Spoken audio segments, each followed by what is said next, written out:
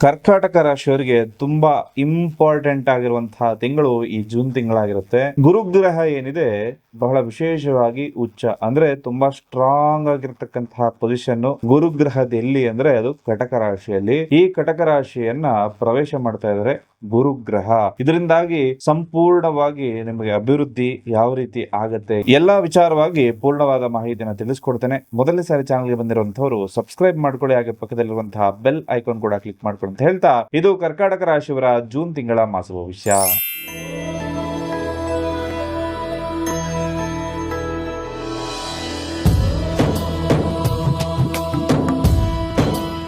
ನಿಮ್ಮ ಜೀವನದಲ್ಲಿ ಅನೇಕ ರೀತಿಯ ಸಮಸ್ಯೆಗಳಿರುತ್ತೆ. ಅದರಲ್ಲಿಯೂ ಬಹಳ ಮುಖ್ಯವಾಗಿ ಬರ್ತಕ್ಕಂತಹ ಸಮಸ್ಯೆಗಳಂದ್ರೆ ಫೈನಾನ್ಷಿಯಲ್ ಸಮಸ್ಯೆಗಳು. ಇದೆಲ್ಲದಕ್ಕೂ ಕೂಡ ವಿಶೇಷವಾಗಿರುವ ಪರಿಹಾರವೊಂದನ್ನ ಇಂದಿನ ಈ ಸಂಚಿಕೆಯಲ್ಲಿ ನಿಮ್ಗೆಲ್ರಿಗೂ ಕೂಡ ತಿಳಿಸ್ಕೊಡ್ತೇನೆ. ಜೊತೆಯಲ್ಲಿ ನಿಮ್ಮ ಜೀವನದಲ್ಲಿ ಯಾರ ಹತ್ರನೂ ಹೇಳ್ಕೊಳಕ್ ಆಗದೇ ಇರುವಂತದ್ದು ಅಥವಾ ಒಂದು ಉದ್ಯೋಗ, ಪ್ರೀತಿ ಪ್ರೇಮ ಸಮಸ್ಯೆಗಳು, ದಾಂಪತ್ಯ ಜೀವನದಲ್ಲಿರುವಂತಹ ಸಮಸ್ಯೆಗಳೇನಾಯಿತು ಅಂದ್ರೆ ನೇರವಾಗಿ ಬಂದು ಭೇಟಿ ಮಾಡಿ ಶಾಸ್ತ್ರೋಕ್ತ ಸುಲಭ ಪರಿಹಾರವನ್ನ ನಿಮಗೆ ತಿಳಿಸ್ಕೊಡ್ಲಾಗುತ್ತೆ. ಮೊದಲಿಗೆ ಈ ಮಾಸದಲ್ಲಿರ್ತಕ್ಕಂತಹ ಗೋಚಾರ ಫಲಗಳು, ಯಾವ ಗ್ರಹ ಯಾವ ಮನೆಯ ಪ್ರವೇಶ ಮಾಡ್ತಾ ಇದೆ ಇದರ ಬಗ್ಗೆ ಪೂರ್ಣ ಮಾಹಿತಿಯನ್ನ ನೋಡೋದಾಯ್ತು ಅಂದ್ರೆ ಜೂನ್ 2ನೇ ತಾರೀಕು ಬಹಳ ಜನರು ಕಾಯ್ತಾ ಇರುವಂತದ್ದು. ಗುರು ಕರ್ಕಾಟಕ ರಾಶಿ ತನ್ನ ಉಚ್ಚ ಸ್ಥಾನಕ್ಕೆ ಪ್ರವೇಶವನ್ನ ಮಾಡ್ತಾ ಇರುವಂತದ್ದು. 8ನೇ ತಾರೀಕು ಶುಕ್ರ ಗ್ರಹ ಕೂಡ ಕರ್ಕಾಟಕ ರಾಶಿಯ ಪ್ರವೇಶವನ್ನ ಮಾಡುತ್ತೆ. 15ನೇ ತಾರೀಕು ಸೂರ್ಯಗ್ರಹ ಮಿಥುನ ರಾಶಿಯ ಪ್ರವೇಶವನ್ನ ಮಾಡುವಂತದ್ದು. 21ಕ್ಕೆ ಕುಜಗ್ರಹ ವೃಷಭ ರಾಶಿಯ ಪ್ರವೇಶವನ್ನ ಮಾಡುವಂತದ್ದು. 22ನೇ ತಾರೀಕಿಗೆ ಬುಧಗ್ರಹ ಕರ್ಕಾಟಕ ರಾಶಿ ಪ್ರವೇಶ ಮಾಡುವಂಥದ್ದು. ಅಲ್ಲಿಗೆ ಕರ್ಕಾಟಕ ರಾಶಿಯಲ್ಲಿ 3 ಗ್ರಹಗಳ ಒಂದು ಸಮ್ಮಿಲನ ಆಗ್ತಕ್ಕಂಥದ್ದು ತುಂಬಾ ಫೈನಾನ್ಷಿಯಲ್ ಗೇನ್ಸ್ ಎಲ್ಲವನ್ನ ಕೂಡ ತಂದು ಕೊಡುತ್ತೆ. ಅದೇ 29ನೇ ತಾರೀಕು ಮತ್ತೆ ಬುಧ ರೆಟ್ರೋಗ್ರೇಡ್ ಆಗಿ ಮಿಥುನ ರಾಶಿಯ ಹಿಂತಿರುಗಿ ಬರ್ತಕ್ಕಂಥದ್ದಿರುತ್ತೆ. ಹಾಗೆ ಈ ಒಂದು 3 ಗ್ರಹಗಳು ಕೂಡ ಒಂದೇ ಮನೆಯಲ್ಲಿ ಸೇರ್ತಕ್ಕಂಥದ್ದು. ಅದು ಬುಧ, ಗುರು, ಶುಕ್ರ. ಇದು ಫೈನಾನ್ಷಿಯಲ್ ಸಮಸ್ಯೆಗಳಿಗೆ ಎಲ್ಲದಕ್ಕೂ ಕೂಡ ಉತ್ತಮ ಪರಿಹಾರ ಅಂತ ಹೇಳುವಂತದ್ದಾಗ್ಬೋದು, ಅಥವಾ ಯೋಗಗಳು. ಪ್ರತಿಯೊಂದು ರಾಶಿಗೂ ಕೂಡ ಯೋಗವನ್ನ ಇದು ಕ್ರಿಯೇಟ್ ಮಾಡುತ್ತೆ. ನಮಗೆ ಹಣಕಾಸಿನ ಸಮಸ್ಯೆ ತುಂಬಾ ಇದೆ, ತುಂಬಾ ದುಡ್ಡಿನ ಸಮಸ್ಯೆಗಳಿದೆ ಅಂತ ಹೇಳಿ ಬಹಳಷ್ಟು ಜನ ಫೋನ್ ಮಾಡಿ ಪ್ರಶ್ನೆಗಳನ್ನ ಕೇಳ್ತಾ ಇರ್ತಾರೆ.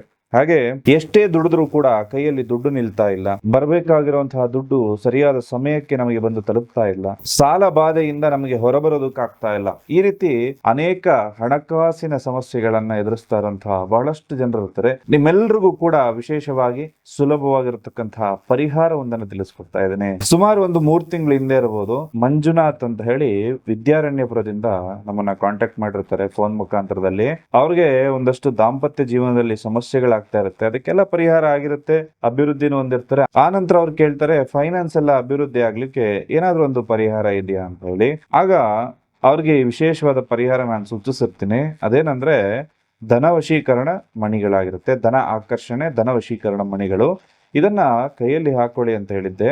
ಜಸ್ಟ್ 7 ದಿವಸದಲ್ಲಿ ಅವ್ರಿಗೆ ಉತ್ತಮವಾಗಿರ್ತಕ್ಕಂತಹ ರಿಸಲ್ಟ್ ಕೂಡ ಬಂದಿರೋದಿದೆ. ಹಾಗಾಗಿ ನಮ್ಮ ವೀಕ್ಷಕರಿಗೂ ಕೂಡ ಅದರ ಉಪಯೋಗ ಆಗ್ಲಿ ಅನ್ನೋ ಕಾರಣಕ್ಕೋಸ್ಕರ ವಿಶೇಷ ಪರಿಹಾರವನ್ನು ತಿಳಿಸ್ಕೊಡ್ತಾ ಇದ್ದೇನೆ. ಈ ಮಣಿಗಳನ್ನು ಬೇಕಾದವರು ತರಿಸಿ ಅದರ ಉಪಯೋಗವನ್ನ ಮಾಡ್ಕೊಳ್ಬಹುದು. ಲಗ್ನದಲ್ಲಿ ಗುರು ಬಹಳ ವಿಶೇಷವಾಗಿರುವಂತದ್ದು. 12 ವರ್ಷಗಳ ನಂತರ ಕರ್ಕಾಟಕ ರಾಶಿಯ ಪ್ರವೇಶ ಬೃಹಸ್ಪತಿ ಗ್ರಹ ಮಾಡ್ತಾ ಇರುವಂತದ್ದು. ನಿಮ್ಮ ರಾಶಿ ನಿಮ್ಮ ಲಗ್ನ ಪ್ರವೇಶ ಆಗ್ತಾ ಇರೋದ್ರಿಂದ ವ್ಯಕ್ತಿತ್ವ, ಗಾಂಭೀರ್ಯತೆ ಮತ್ತು ಸಮಾಜದಲ್ಲಿ ಗೌರವವನ್ನ ಇದು ನೀಡುತ್ತೆ. ಜನ್ಮ ಗುರು ಅಂತಕ್ಕಂಥದ್ದು ಅಂದ್ರೆ ಬಹಳ ಜನ ಹೇಳುವಂತದ್ದು ಜನ್ಮ ಗುರು ಅಂದ್ರೆ ಕಷ್ಟ ಅಂತ ಹೇಳಿ. ಬದಲಿಗೆ ನಿಮ್ಮಲ್ಲಿರುವ ಟ್ಯಾಲೆಂಟ್ ಅನ್ನ ಹೊರಹಾಕೋದಕ್ಕೆ ನಿಮಗೆ ಉತ್ತೇಜನ ನೀಡಲಿಕ್ಕೆ ಬಂದಿರುವಂತಹ ಗುರು ಅಂತ ಹೇಳಿ ಯೋಚನೆ ಮಾಡಬೇಕು. ಇದು ಖಂಡಿತವಾಗ್ಲೂ ಕೂಡ ನಿಮ್ಮ ಜೀವನದಲ್ಲಿ ಎಚ್ಚರಿಕೆಯ ಸಂದರ್ಭನೇ ಹೌದು.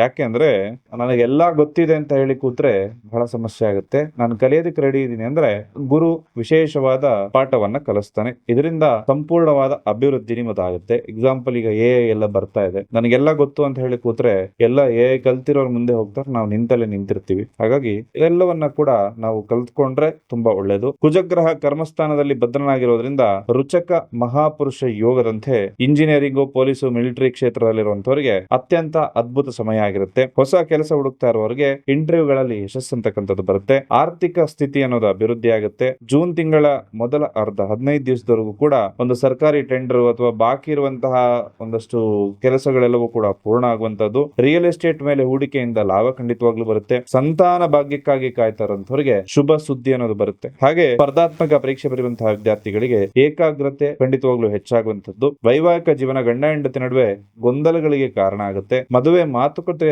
ನಡೀತಾ ಇರುವಂತವರಿಗೆ ಶುಭ ಸಂದರ್ಭ ಆಗಿರುತ್ತೆ. ಶುಕ್ರನ ಸಂಚಾರ ಏನಿದೆಯಲ್ಲ, ಇದು ನಿಮ್ಗೆ ಜನಪ್ರಿಯತೆ ಅನ್ನೋದನ್ನ ಹೆಚ್ಚು ಮಾಡುತ್ತೆ. ಆಲಸ್ಯವನ್ನ ದೂರ ಮಾಡಿ ಹೊಸ ಕೆಲಸಗಳಿಗೆ ಬೇಕಾದ ಶಕ್ತಿಯನ್ನ ಮತ್ತು ಧೈರ್ಯವನ್ನ ತಂದುಕೊಡುತ್ತೆ. ಭಾಗ್ಯಸ್ಥಾನದಲ್ಲಿ ಶನಿ ಇರೋದ್ರಿಂದ ಅದೃಷ್ಟ ಸ್ವಲ್ಪ ನಿಧಾನವೆನಿಸಬಹುದು. ಆದ್ರೆ ಹಳೆಯ ಪದ್ಧತಿಗಳನ್ನ ಬಿಟ್ಟು ಹೊಸ ತಂತ್ರಜ್ಞಾನಗಳನ್ನ ಅಳವಡಿಸಿಕೊಂಡಾಗ ಶನಿ ನಿಮಗೆ ಖಂಡಿತವಾಗ್ಲೂ ಸಪೋರ್ಟಿವ್ ಆಗಿರುತ್ತೆ. ಅಷ್ಟಮದಲ್ಲಿ ರಾಹು ಇರೋದ್ರಿಂದ ಓವರ್ ಥಿಂಕಿಂಗ್ ಅನ್ನೋದು ನಿಮಗೆ ಜಾಸ್ತಿ ಆಗುತ್ತೆ. ನಿಮ್ಮ ಸ್ವಕ್ಷೇತ್ರದಲ್ಲಿ ಇರೋ ಗ್ರಹಗಳಿಂದಾಗಿ ಸ್ವಲ್ಪ ರಿಸರ್ಚ್ ಹಾಗೂ ಕಲಿಕೆಯನ್ನ ನೀವು ಮಾಡಿಕೊಡಿ, ಖಂಡಿತ ಶುಭ ಆಗುತ್ತೆ.